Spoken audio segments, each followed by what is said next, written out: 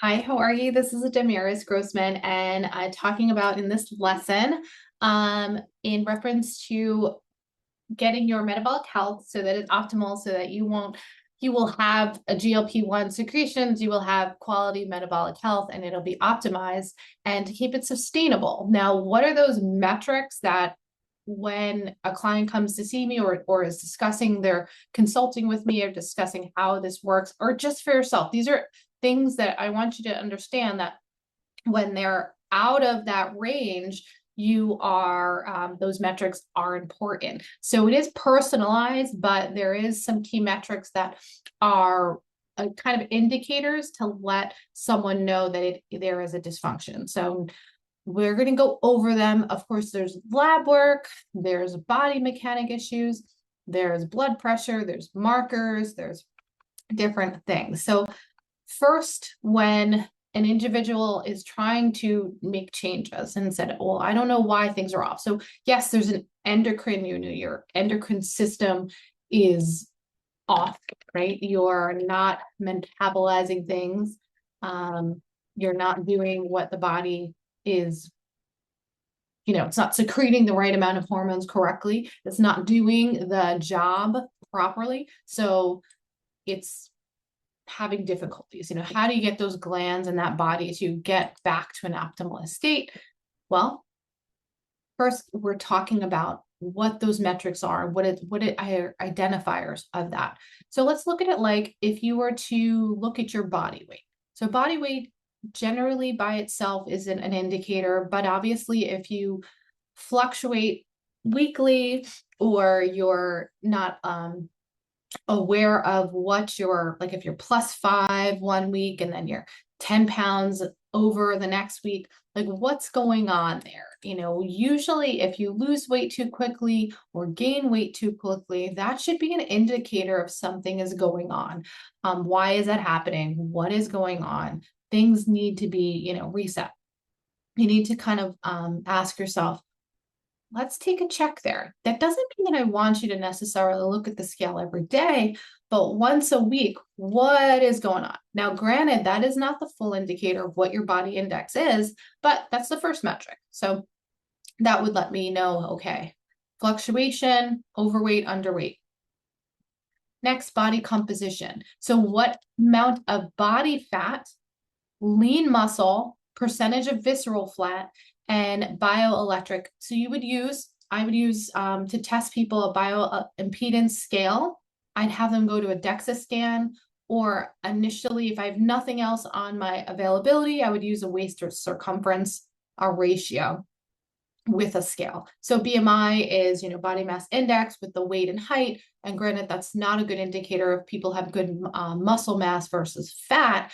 But if I do a waist circumference, and that means like the waist to hip ratio. So basically for obesity and metabolic health issues, ideally you want to have it under 1 or 0.85. So let's say your waist is 30, and your waist is like 35 and your hips are 30.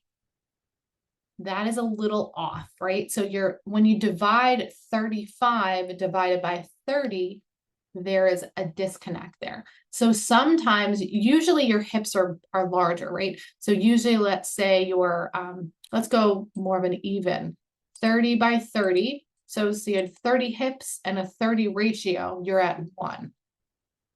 Now, ideally, you want your waist to be smaller. So you would be like 28 waist divided by 30 hip. That would give you like a 0.93. Recommended ratio is 0.85 for women. Most women, except for Asian and frailer, like their frame could actually be, it's like 0.9 for them. And for men, it's 0.9.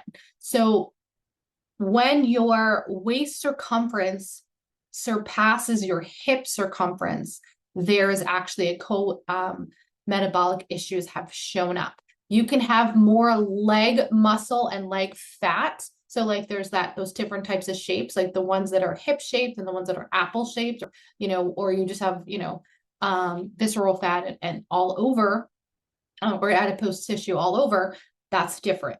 But the waist circumference will give you a pretty good indication. It's not everything, obviously, it's just part of the metrics, but think of it when you divide out what is that for you? I will definitely tell you, before I made changes in my metabolic health, my exercise, my food, needing of medications too, and GLP modifications, I was overweight, obese, and I did not have a good circumference. I do now, but I'm aware, and you should be too. See what that is for you. Go get a measuring tape and see what your waist divided by your hips. Now, if it's over 1, that's an indicator that you needs improvement. And this isn't even a weight. I'm not even looking at your weight. Your weight could actually be in the range of the proper weight, but that body fat in that donut area. They call it that donut for a reason. You probably were eating too much donuts and carbs. Now let's look at blood sugar.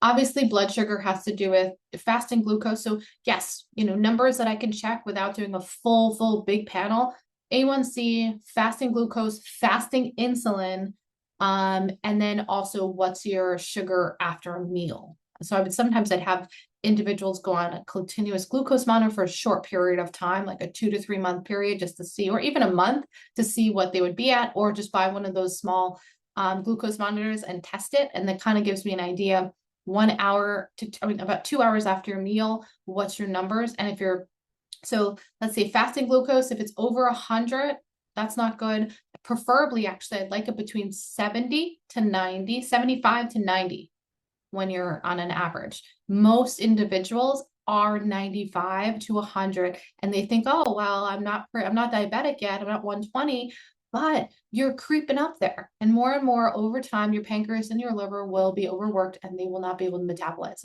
properly, and you will have diabetes or prediabetes, and you will have insulin resistance.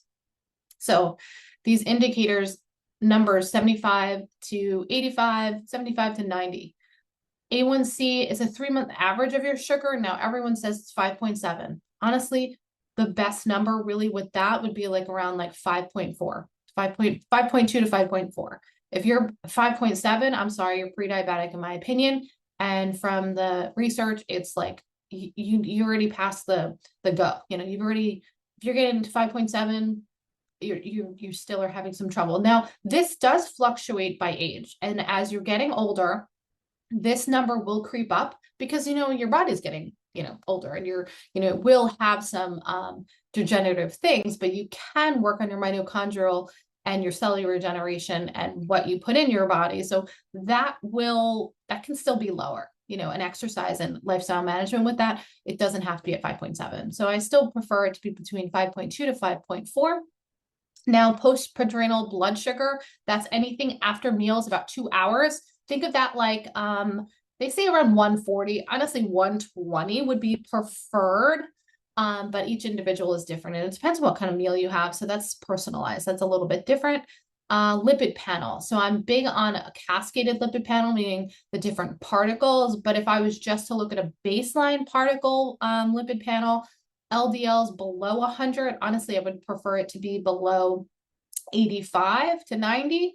HDLs, they should be greater than 60. If they're in the 30 and 40 range, you're really not working out. You're not doing enough for your body's body index. And triglycerides, that has to be below 150. That has to be below 100 if it could be. Triglycerides are the biggest indicator for cardiovascular health. So if those are high, you've got some major problems, and that is very important to change and to make change. Blood pressure. So the blood pressure ranges, they say 120 over 80 is the baseline, right? I think actually if it's at 120 over 80, we're starting to get too creeped up there. You really think, depending upon your age and your time frame, if you're at 120 over 80, I think we're starting to get a little higher. If we could, under that. Because we really need to see what changes are going on in your heart and your overall metabolic health. Because if it's irregular there, that just gives you numbers, and it will creep up, and there is the other indicator of it is may not be a cardiovascular issue, but it could be an inflammatory issue. So that could be another underlying thing that's coming up. Like women with PCOS will have elevations in their blood pressure. People that have an inflammatory or autoimmune response will have. So the body's doing a blood pressure because there's something that's going on, in the body. So you want to know why. Inflammatory markers that are used that I'd like to check out are CRP. That number range, if it can stay between 1 and 3, if it's going over 3, there's a problem there. ESR generally will give you a systemic inflammation. ANE will give you a systemic inflammation. Now, granted, they're just markers. They're not necessarily the solution, but it will have a metrics of there is some inflammatory processes a lot higher than they should be, and that bucket, your inflammation bucket needs to be lowered. And what type of inflammation is it in your body? Indicators when it comes to digestive and gut health that can be used. Usually those individuals are bloated, constipated, diarrhea, discomforting and pain on the regular. Their microbiome tests would be recommended, stool testing, micronutrient testing. Sometimes these individuals will also have, if they're females, will have female inflammatory or pelvic issues. But that depends, so that needs to be tested also and checked. Sleep, of course, sleep can be an indicator. Always recommending around the 7 to 9, trying to get into the good quality sleep cycles and getting yourself into where your REM sleep cycles are. Now, for each person, that's different. But, the recommended is, 7 to 9 hours. The individuals that are trying to get into that like rapid eye movement cycle, what is that for them? The idea is we're trying to get ourselves to relax the brain. We're trying to get the muscles to reset. When we're in our stages of sleep, there are 3. So think of it like in non-REM sleep is like transitioning from waking to going to sleep, that kind of light sleep. Then you're getting into a deeper sleep where your body temperature drops, so your heart rate starts to slow down. Then you get into that deep restorative sleep where it's like slow wave sleep, and that helps with physical recovery. And that's when the growth hormones are released. So additionally, the REM sleep is when that 90 minutes after falling asleep, and that's where you're really getting your deepest sleep, and that gives you that restorative sleep. It's super important because it is an indicator of where your metabolism and your brain are functioning. It enhances the overall, like your memory, and important for regulation of these hormones so that the endocrine system will work properly, and it releases these hormones in an optimal state. Insulin, cortisol, leptin, and ghrelin. So insulin for regulating your blood sugar, cortisol for managing your stress, leptin and ghrelin for your appetite and controlling. And how does this support you overall? It reduces your anxiety, it helps you with depression, emotional regulation. So all of that in tune will help with your weight management. And that's why it's like really important to understand, when you don't have good quality sleep and you don't feel refreshed, you get fatigued, brain fog, your concentration, and then you make poor choices the next day. So it's super, super important to understand that it's part of process, right? You need to, have good sleep. And then I talked numerous times about how importance of stress management and, how we perceive ourselves in stress and what we can do. Metric wise in this, I tell people, if your mood is high or low, what do we need to do for that? I try to introduce mindfulness, meditation practice, and breath work for individuals. Some people are writers, so maybe journaling is good. Sometimes it's just going out for a walk. Some people like to listen to music. So mindfulness is varied for each person, and this is kind of a metric for that.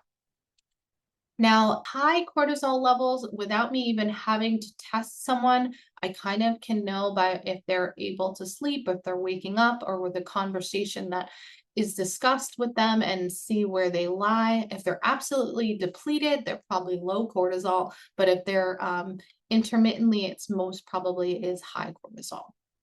And things that work for that, is lifestyle modifications and different types of adaptogens and just natural things. Um, and then just needing further testing as needed. So on that note, if you have any other questions, reach out to me and I would be glad to help. And we'll talk on the next lesson. Have a great rest of your day and make sure it's a mindful one.